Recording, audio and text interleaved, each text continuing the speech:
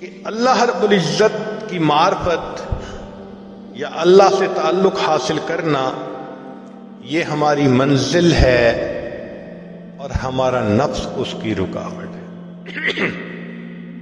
اللہ ہماری منزل ہے اور نفس اس کی رکاوٹ ہے۔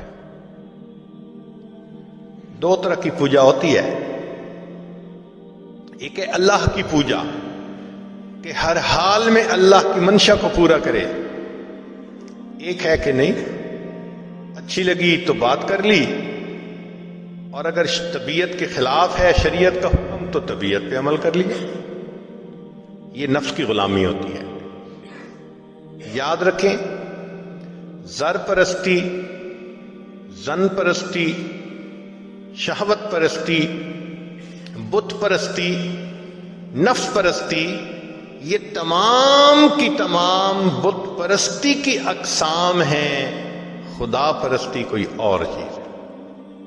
اللہ کو پوجنا یعنی اللہ کی ہر حال میں ماننا، یہ الگ چیز ہے۔ ایک بات ذہن میں رکھیے، اس دنیا میں اللہ رب العزت کے بعد جتنی نفس کی پوجا کی گئی اتنی پوجا کسی اور بت کی نہیں کی گئی۔ انسان نے سب سے زیادہ اپنے نفس کو پوجا ہے اللہ کے بعد۔ قرآن مجید میں فرمایا اَفَرَأَيْتَ مَنِ اتَّخَذَ إِلَٰهَهُ هَوَاهُ، کیا دیکھا آپ نے اسے جس نے اپنی خواہشات کو اپنا معبود بنا لیا؟ تو قرآن پاک سے ثابت ہو رہا ہے کہ انسان اپنے خواہشات کی پوجا شروع کر دیتا ہے۔ وہ خدا کا پجاری نہیں رہتا، وہ نفس کا پجاری ہوتا ہے۔ ہمیں فیصلہ کرنا ہے کہ ہم کس کے پجاری ہیں۔ اگر ہم بد نظری کرتے ہیں، ہم حکم خدا کو چھوڑ کر نفس کی مانتے ہیں۔ اگر انٹرنیٹ پہ بیٹھ کے غیر عورتوں کو دیکھتے ہیں، ہم اللہ کی نہیں مانتے، ہم نفس کی مانتے ہیں۔ اگر ہم موقع آنے پہ جھوٹ بول دیتے ہیں، خدا کی نہیں مانتے، نفس کی مانتے ہیں۔ اگر ہم اپنے مسلمان بھائی کو دھوکہ دے دیتے ہیں، ہم خدا کی نہیں مان رہے، ہم نفس کی مانتے ہیں۔ تو ہمارا معبود پھر خدا نہ رہا، ہمارا معبود تو نفس بن گیا۔ گو زبان سے ہم کہیں کہ اللہ ہمارا معبود ہے، مگر اللہ کے دفتروں میں تو ہم نفس کے پجاری۔ دیکھنا تو یہ ہے کہ اللہ کے دفتر میں کیا لکھا گیا۔ چنانچہ عزیز بستامی رحمۃ اللہ فرماتے ہیں کہ میں نے خواب میں اللہ تعالیٰ کا دیدار کیا تو میں نے کہا اے اللہ میں آپ تک آنا چاہتا ہوں۔ فرمایا دع نفسک وتعال، اچھا اپنے نفس کو چھوڑ دو تم میرے تک پہنچ جاؤ گے۔ تو بائزید بستامی رحمۃ اللہ کہا کرتے تھے جنت 2 قدم ہے، جنت 2 قدم ہے۔ اپنی محفل میں فرماتے تھے جنت 2 قدم ہے۔ کسی نے کہا حضرت کیا مانا جنت 2 قدم ہے؟ فرمایا دوست پہلا قدم اپنے نفس پہ رکھ لے، تیرا دوسرا قدم جنت پہنچے گا۔ تو ہمیں اپنی نفس کی خواہشات کو توڑنا ہے جو شریعت کے خلاف ہے۔ جب تک ان خواہشات کو نہیں توڑیں گے اس وقت تک ہم اللہ کے فرما برداروں میں شامل نہیں ہو سکیں گے۔ چنانچہ آج کے دور میں غیر محرم کا فتنہ یہ تمام فتنوں سے بڑھ گیا ہے، ٹاپ پہ ہے۔ عورت کے دل میں شیطان ڈالتا ہے کہ بن سنور کے نکلو، وہ بیچاری بے پردہ بن سنور کے نکلتی ہے اپنے حسن کی زکات نکالنے کے لیے۔ حدیث پاک میں آتا ہے بے پردہ عورت جب گھر سے نکلتی ہے شیطان کا ایک گروپ اس کے پیچھے لگ جاتا ہے، وہ لوگوں کو متوجہ کرتا ہے، لوگوں دیکھو اس کو۔ اب لوگ اس کو دیکھتے ہیں تو عورت سے بے پردگی کروائی شیطان نے اور مرد سے بد نظری کروائی۔ نتیجہ کیا ہوا؟ یہ بھی گناہگار وہ بھی گناہگار۔ اور آج کل تو نوجوان بچے اور بچیوں کو لگتا ہے کہ بس ایک ہی چیز کی تلاش ہے۔ ایک وقت تھا جب نوجوان آپس میں ایک دوسرے سے عہد کرتے تھے اتنی تہجد پڑھا کریں گے، اتنا روزہ رکھیں گے، اتنی تلاوت کریں گے، اس میں مقابلہ ہوتا تھا۔ آج تو یا انٹرنیٹ ہے یا فیس بک ہے، اسی کے اوپر وقت گزرتا جا رہا ہے۔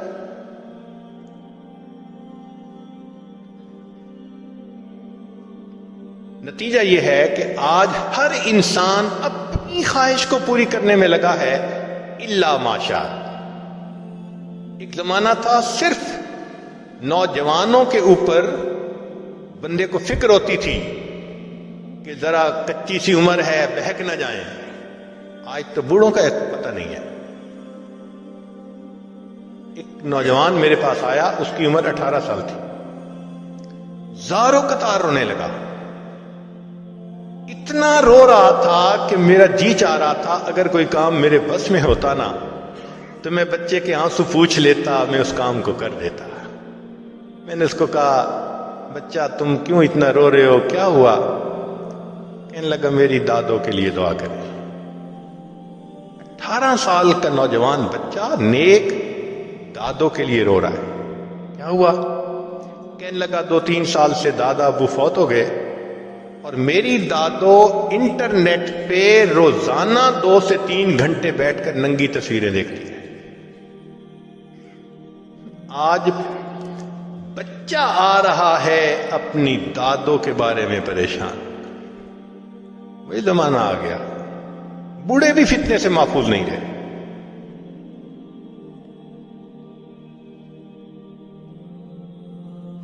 تو اللہ رب العزت ہماری منزل ہے اور اس کی رکاوٹ نفس ہے۔ ہم نفس کے پجاری ہیں یا نہیں؟ ایک کوئک کویسچن ہے، اپنے دل میں تھوڑی دیر کے لیے یہ سوچئے، ہم سیل فون کا غلط استعمال کرتے ہیں یا نہیں؟ ہم انٹرنیٹ کا غلط استعمال کرتے ہیں یا نہیں؟ اسی وقت ہمارا من جواب دے دے گا، تم پکی بات ہے تم نفس کے غلام۔ اگر غیر محرم کے میسیجز کا انتظار، اگر انٹرنیٹ پہ انہی کے ساتھ تعلق، اس کا مطلب یہ ہے کہ پھر ہم اپنے نفس کی پوجا میں لگے ہوئے۔ تو اللہ رب العزت ہماری منزل ہے، نفس اس کی رکاوٹ ہے۔ اس لیے فرمایا کہ قرب قیامت میں خلوت کے گناہ بڑھ جائیں گے۔ جتنا کوئی تنہا ہوتا ہے آج اتنا وہ گناہ میں ملوث زیادہ ہوتا ہے۔ ایک زمانہ تھا جتنا خلوت میں ہوتے تھے اتنا اللہ کی یاد میں زیادہ ہوتا تھا۔ آج جتنا خلوت میں ہے اتنا گناہ زیادہ۔ اور جن بچوں کی ادھر ادھر انوالومنٹ ہو جاتی ہے وہ تو ایک نظر میں بندہ فگر آؤٹ کر لیتا ہے۔ گھر والوں کے ساتھ مل کے کھانا بھی نہیں کھائیں گے، ان کو کھانا بھی نہیں کھانا، ان کو یہاں بھی نہیں جانا ماں باپ کے ساتھ مل کر۔ آپ دیکھیں گے وہ یہی کہیں گے کہ بس ہمیں ہمارے حال پہ چھوڑ دو۔ اس کا مطلب ہے some thing is seriously wrong some where. نبی علیہ السلام نے ارشاد فرمایا قرب قیامت میں لوگ اپنی بیویوں سے زنا کریں گے۔ ہم نے حدیث پاک پڑھی تو ہمیں سمجھ نہیں آئی۔ ہم نے اپنے استاد سے پوچھا کہ استاد جی یہ کیا معنی ہے کہ اپنی بیویوں سے زنا کریں گے؟ تو انہوں نے فرمایا ہاں اس کی کئی صورتیں ہیں۔ ایک صورت تو اس کی یہ ہے کہ مرد یا عورت کوئی کفریہ بول دے اور نکاح ٹوٹ جائے اور ان کو اس کا پتہ ہی نہیں کہ نکاح ٹوٹا یا نہیں۔ اور واقعی آج تو کفریہ کلمات کا علم ہی نہیں لوگوں کے پاس۔ بہت سینسٹیو مسئلہ ہے یہ۔ مالا بدہ من میں فارسی کی کتاب ہے، ہم مفتی صاحب سے پڑھ رہے تھے، تو جب انہوں نے کلمات کفر پڑھائے تو ہماری آنکھیں کھل گئیں۔ اس میں حضرت مفتی کفایت اللہ رحمۃ اللہ علیہ نے لکھا ہے، مفتی قاضی ثناء اللہ پانی پتی رحمۃ اللہ علیہ نے لکھا ہے کہ اگر دو بندے گفتگو کر رہے تھے، ایک نے کہا کہ یہ تو شریعت کی بات ہے اور اگلے نے جواب دیا رکھ پرے شریعت کو فقط کفر، وہ آدمی کافر ہو گیا۔ شریعت کے بارے میں ایسی بات کہہ دینا کہ رکھ پڑے شریعت کو، ایمان کہاں بچتا ہے؟ سوچئے۔ تو ہمیں چاہیے کہ ہم علماء سے پوچھیں کہ بھئی کلمات کفر کون کون سے ہیں۔ یہ نہ ہو کہ کہیں ایسے جملے ہم بولیں، کئی جملے تو بہت کامن ہیں۔ مثلاً علماء نے لکھا ہے کہ کسی نے کہا کہ کہاں رہتے ہو؟ دوسرے نے کہا فلاں جگہ رہتا ہوں۔ او خدا دے پچھاوڑے، خدا کے پچھاوڑے یعنی خدا کے پیچھے رہتے ہو، فقد کفر، ایسا بندہ کہنے والا کافر ہو جاتا ہے۔ تو ان کا علم حاصل کرنا ضروری کہ کہیں ہم تو اپنی گفتگو میں کوئی ایسی بات نہیں کہہ جاتے، اور اگر نکاح ٹوٹ گیا تو پھر اپنے ذہن میں میاں بیوی رہ رہے ہیں اور زنا کا گناہ لکھا جائے۔ تو فرمایا کہ مرد قرب قیامت میں اپنی بیویوں سے زنا کریں گے۔ ایک صورت تو یہ ہے، یہ کفریہ کلمہ بیوی بولے تو بھی نکاح ٹوٹا، خامد بولے تو بھی نکاح ٹوٹا۔ اور دوسری صورت ایک دوسرے کے ساتھ آرگومنٹس، اور یہ تو ہر گھر کی آج بات نظر آتی ہے۔ جس گھر میں دیکھو الا ماشاء اللہ وہی حال ہے۔ جب شادی ہوئی میں بولتا تھا، بیوی سنتی تھی۔ اس نے کہا پھر، کہتے پھر بچے ہو گئے، پھر بیوی بولتی تھی میں سنتا تھا۔ اس نے کہا پھر، کہتے پھر ہم دونوں بوڑھے ہو گئے، ہم دونوں بولتے تھے، محلے والے سنتے تھے۔ تو بڑھاپے میں آرگومنٹس اور زیادہ۔ اب ان آرگومنٹس میں ہوتا کیا ہے کہ مرد کی زبان سے کنائے میں طلاق نکل جاتی ہے۔ کنایا کہتے ہیں کہ لفظ تو طلاق کا نہیں بولا، لیکن بات ایسی کر دی کہ جس کا مفہوم طلاق والا ہوتا ہے، اس کو کنائے میں طلاق کہتے ہیں۔ اب یہ گناہ بہت زیادہ ہے کہ غصے میں کہہ دیتے ہیں چلی جا، مجھے تیری کوئی ضرورت نہیں آج کے بعد۔ اس قسم کے الفاظ کہ جس کا نتیجہ یہ نکلے کہ تو میری بیوی نہیں ہے، اس کو کنایا کہتے ہیں۔ اب اس کے مسئلے بھی سیکھنے چاہیے۔ بھئی نکاح کیا ہے تو کیسے ٹوٹ سکتا ہے، یہ مسئلے بھی تو آنے چاہیے نا۔ یہ کہاں لکھا ہوا ہے کہ آپ ٹیکس کے سب مسائل جانتے ہیں، بزنس کے سب کوڈز جانتے ہیں، فلاں کا سب نالج آپ نے حاصل کیا ہوا ہے، اور ایک مومن نکاح کر لیتا ہے اور اس کو نکاح طلاق کا پتہ ہی نہیں ہوتا؟ یہ کہاں کا انصاف ہے؟ شریعت کہتی ہے علم حاصل کرو۔ ایسا نہ ہو کہ کنائے میں طلاق ہو جائے، ہمیں پتہ بھی نہ ہو اور میاں بیوی مل کے رہ رہے۔ اور آج تو یہ معاملہ ہے کہ زبان سے طلاق کہہ دیتے ہیں، ہو بھی جاتی ہے، پتہ بھی ہے دونوں کو، مگر بدنامی ہو جائے گی، پھر ایک دوسرے کے ساتھ رہ رہے ہوتے ہیں۔ چنانچہ ہمیں ایسے لوگ ملے، 5 وقت کا نمازی، تہجد پڑھنے والا، سب نیکی کرنے والا۔ خود اس نے مجھے کہا کہ آج سے 8 سال پہلے میں نے اپنی بیوی کو طلاق دے دی تھی غصے میں۔ ویسے میں نے غصے میں دی تھی۔ میں نے کہا کبھی کسی نے بیوی کو خوش ہو کے طلاق دی؟ دیتا تو غصے میں ہی ہے نا۔ یہ کیا بات ہوئی کہ غصے میں دی تھی؟ بھئی طلاق تو ہو گئی۔ اور جی پھر بعد میں ہم نے سوچا وہ بھی نیک ہے، میں بھی نیک ہوں، بدنامی ہو جائے گی، بچے خراب ہو جائیں گے، تو بس پھر ہم نے پھر اکٹھا رہنا شروع کر دیا۔ نہ رشتہ داروں کو پتا، نہ علماء سے پوچھا، پھر میاں بیوی اکٹھا رہ رہے ہیں ایک گھر ایک کمرے میں۔ اب بتائیں زنا ہو رہا ہے کہ نہیں ہو رہا؟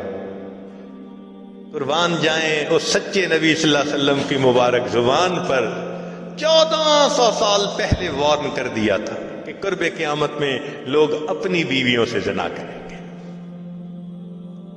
آج اس بات کی ضرورت ہے ہم دین کو پڑھیں، دین کو سمجھیں، دین کو سیکھیں، تاکہ اپنی زندگی شریعت کے مطابق گزار سکیں۔ اور یہ ایسا گناہ ہے زنا، اللہ اکبر، کہ قرآن مجید میں اس کے لیے فرمایا خالدین وَيَخْلُدْ فِيهِ مُحَانًا، خالدین فیہا کا لفظ آیا تو مفسرین نے اس پر نقطہ لکھا کہ کافر ہمیشہ ہمیشہ جہنم میں رہیں گے، مومن مسلمان خطا کار کے لیے خالدین کا لفظ؟ تو مفسرین نے اس کا جواب دیا جی ہاں، یہ آپس میں انوالو تھے نا، تو کہتے تھے ہم کبھی ایک دوسرے کو نہیں چھوڑیں گے، ہم کبھی نہیں چھوڑیں گے ایک دوسرے کو. یہ جو وعدے کرتے تھے ہم کبھی ایک دوسرے کو نہیں چھوڑیں گے، ہمیشہ ساتھ رہیں گے، اللہ فرماتے ہیں میں بھی تمہیں پھر ہمیشہ ہمیشہ کا عذاب دوں گا. ایک حدیث پاک میں ہے قیامت کے دن اللہ تعالیٰ کے سامنے بوڑھا زانی آئے گا، اللہ تعالیٰ اس کے چہرے کی طرف نہیں دیکھیں گے. ایک روایت میں ہے قیامت کے دن بے پردہ جو ننگے سر پھرنے والی عورت ہوگی وہ اللہ کے سامنے کھڑی کی جائے گی، اللہ تعالیٰ اس کی طرف نہیں دیکھیں گے. یہ وہ گناہ ہے کہ اللہ تعالیٰ کی رحمت کی نظر ہی قیامت کے دن نہیں پڑے گی. آج اس سے بچنے کی ضرورت ہے. چنانچہ بات لمبی ہو گئی، میں اس کو مکمل کرتا ہوں کہ اللہ رب العزت سے ہم دعا مانگیں کہ اللہ تعالیٰ ہمیں مقصد زندگی کو سمجھنے کی توفیق عطا فرمائے. اب ساری بات کا لب لباب ایک بزرگ کی بات بہت اچھی یاد کیجئے. فرماتے تھے کہ اے دوست تو اللہ کی اتنی عبادت کر جتنا کہ تو اس کا محتاج ہے. ہم اللہ کے کتنے محتاج ہیں؟ ہر کام میں محتاج ہے. تو فرماتے تھے کہ تم اللہ کی اتنی عبادت کرو کہ جتنا تم اس کے محتاج ہو، اور دوسری بات کہی اتنا گناہ کرو جتنا عذاب سہنے کی تم میں طاقت ہے. ہم تو دھوپ کی گرمی برداشت نہیں کر سکتے، اللہ تیرے جہنم کی گرمی کہاں برداشت کر سکے گی. آج کی مجلس میں ہم اپنے گناہوں سے توبہ کر کے ایک نئی ایمانی اسلامی قرآنی زندگی بسر کرنے کا ارادہ کریں. وآخر دعوانا ان الحمد للہ رب العالمین.